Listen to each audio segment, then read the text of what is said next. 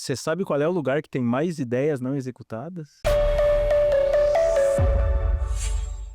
Nossa. Chama-se cemitério. Bom, tem um monte de ideia não executada. Até eu tava me lembrando, eu nunca me esqueço assim, ó. Eu tinha uma sociedade numa empresa de fazer e-commerce, website na época. E quando o Mark Zuckerberg lançou o Facebook, um dos meus sócios me trouxe lá uns cadernos dele com uma anotação, um projeto muito similar ao que era o Facebook. Só que o que acontece? O Mark fez e ele não fez. Ficou lá no Caramba. caderno morrendo a ideia, né?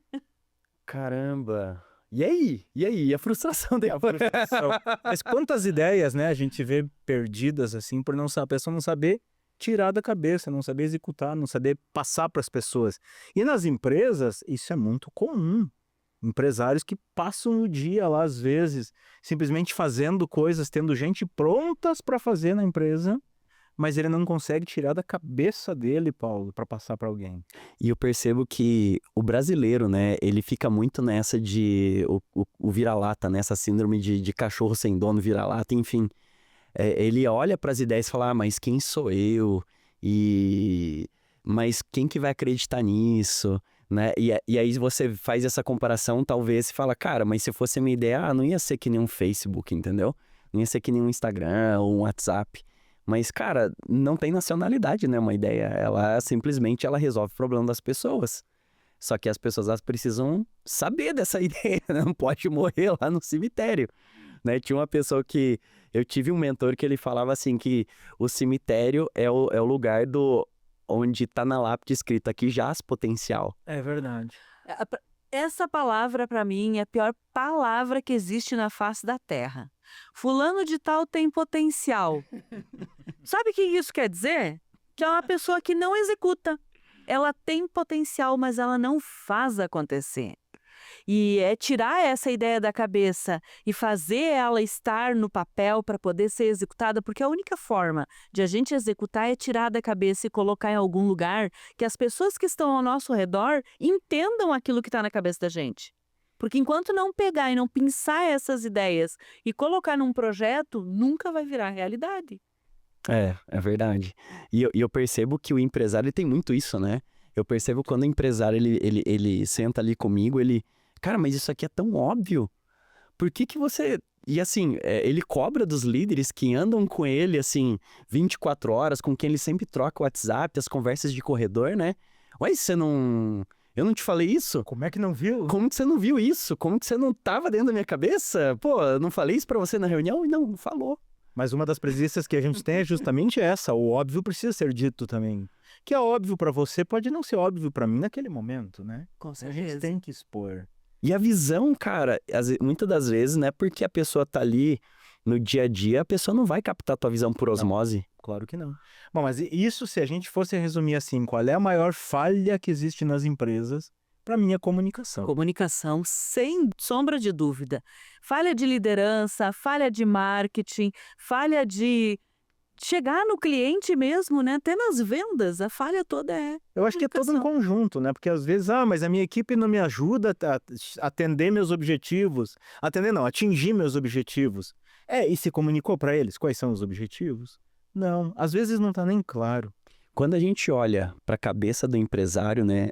Eu falo sobre essa ideia que o empresário ele tem. Eu preciso de pelo menos mais uns 10 iguais a mim aqui dentro da empresa para funcionar. Eu preciso de 10 clones aqui para funcionar, né? Porque se eu me multiplicar aqui dentro, eu consigo multiplicar os meus resultados. E na verdade não.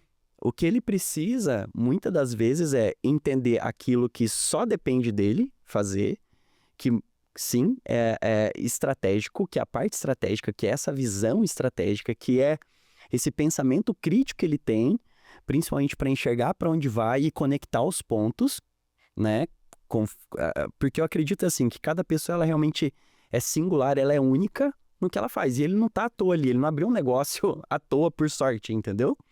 Ele realmente tinha uma visão, ele tinha algo ali no começo que, opa, peraí. Ele viu algo que ninguém viu, ele aproveitou uma oportunidade que ninguém estava conseguindo enxergar, ele conseguiu viabilizar aquilo, né, de alguma forma, ele meteu a cara, teve coragem, teve ousadia, teve os princípios, enfim, ele estabeleceu um time e conseguiu meter a cara, ainda mais no Brasil, né, do jeito que é. A gente sempre brinca, né, que eu acho que ser empresário no Brasil é um ato de extrema coragem, né, com os números desafios que se tem pela frente. Então, a gente sempre fala assim para os nossos empresários. Eles chegam até nós, mas eu tô com dificuldade, eu não consigo fazer minha equipe fazer, eu não consigo fazer a empresa rodar sozinha. Me sinto até um fracassado. Tenho ouvido muito essa palavra ultimamente, essa frase. Mas a verdade é que, para mim, qualquer empresário no Brasil que paga suas contas, sustenta a sua família, garante o sustento da vida de seus colaboradores, movimenta um ecossistema, já é um grande herói. Não tem que se sentir fracassado, porque não é para qualquer um. A maioria desiste logo no começo. Muito. E aí, se a gente pensar, então tem que me clonar, só que se ele se clonar, ele vai começar a criar um monte de concorrente para ele mesmo. Pessoas dentro que vão ver oportunidades, vão sair, entendeu? Ele vai treinar.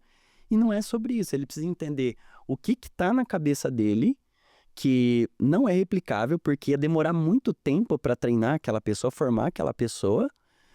E o que está na cabeça dele que ele pode ir passando, que ele pode ir confiando, que ele pode transferir. E não é uma questão só de a gente transformar em POPs, né? De procedimentos operacionais padrões ou processos. Não, é muito mais do tipo assim, metodologia, sabe? É como ele enxerga o mundo e o que ele consegue transferir aquilo, sabe? Como que ele consegue treinar a visão das pessoas para ter a visão que ele tem sobre aquela determinada área, para que ele consiga otimizar aquela área, ter os resultados, replicar os resultados que ele teria, ele com a mão na massa naquela área. Ele a nível estratégico, tático, operacional numa determinada área, sabe? É o grande diferencial dele, é o mecanismo único da empresa dele que faz ele se diferenciar e que a maioria dos empresários fala assim, o meu diferencial é que a gente entrega no prazo. Como se fosse um diferencial. O nosso diferencial aqui da empresa é que a gente entrega o projeto completo. A gente é honesto, já vi A gente isso, é né? honesto. Pô, mas Pô, como isso se é fosse óbvio, obrigação, isso é né? básico, isso é obrigação. Mas o que eles não se dão conta, que a gente vai conversar muito aqui, é a respeito daquilo que é único dele e que é tão Isso. óbvio que ele nem acha que aquilo é diferencial. É que aqui já entra dois pontos, né? Porque você falou em resultados. Tipo, ele está entregando quais são os resultados. E é um dos gargalos. Porque o que acontece? Quando muitas vezes os empresários chegam na nossa metodologia, uma das primeiras coisas é a gente tentar entender qual é que seria o cenário ideal para você. Vamos falar em números. E aí as respostas que a gente recebe é quanto mais melhor, quanto menos melhor. Tá, mas qual é o número? Me dá um número. Então é difícil às vezes parar e entender qual é o número ideal desse setor, qual é o número ideal deste cargo, qual é o número ideal deste processo. Porque é assim que a gente faz uma gestão de uma empresa sem ter que estar olhando o que todo mundo está fazendo. Olha os números. Se os números estão acontecendo, sinal que minimamente aquelas rotinas estão sendo executadas. E aí já bate nessa dificuldade em poder extrair da cabeça esses números. Porque é muito difícil, sabe? Ainda mais um empresário, né? Às vezes é muito difícil pra gente. Eu vou falar de mim. É muito difícil pra eu olhar pra mim e falar assim, cara, esse aqui foi um progresso extraordinário nesse último mês. Porque a gente tá sempre buscando novos desafios, novos resultados, e a gente esquece de comemorar.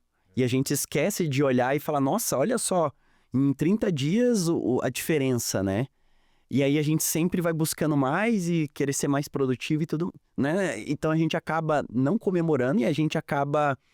Aquilo que é óbvio e que as outras pessoas não estão tendo aquele mesmo nível de resultado, a gente fala assim, mas isso aqui é comum, isso aqui é natural.